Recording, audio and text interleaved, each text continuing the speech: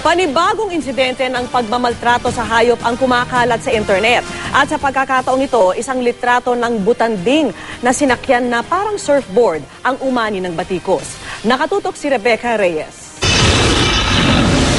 Kumakalat ngayon sa Facebook ang litratong ito na nagpapakita sa isang butanding na tila ginawang surfboard. Kuha daw ito sa isang baybayin sa isang bayan sa Cebu. Simula nang i-upload ito no March 31, nagnilaman na rin ito ng iba't ibang blog sites. Ang whale shark o butanding ang pinakamalaking isda sa mundo. Tumitimbang ng mahigit kumulang 20 tonelada o katumbas ng isang bus.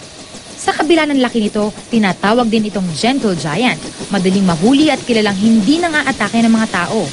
Pero napapabilang na rin ang butanding sa listahan ng mga endangered species.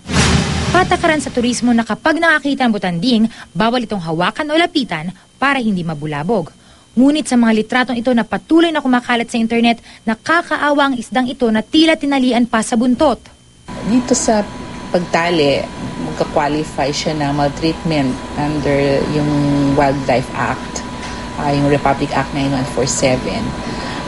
Sa pagtali, pwede rin mag-qualify siya as possession, capturing, dahil nasa control mo 500 pesos na multa, pero meron ding imprisonment from 6 months to 4 years.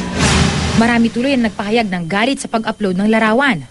May gumawa na rin ng Facebook page na naglalayong itigil ang pagpapakain sa mga ito.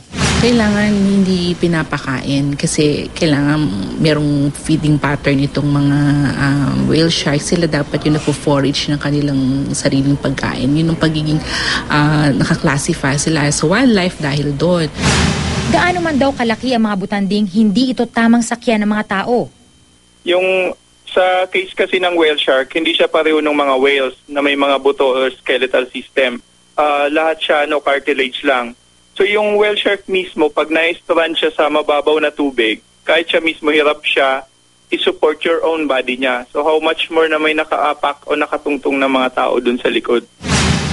Plano ngayon ng BFAR at WWF na magpakalat ng tamang impormasyon ukol sa dapat na pangangalaga at pakikitungo sa mga butanding. Rebecca Reyes, Nakatutok, 24 Oras.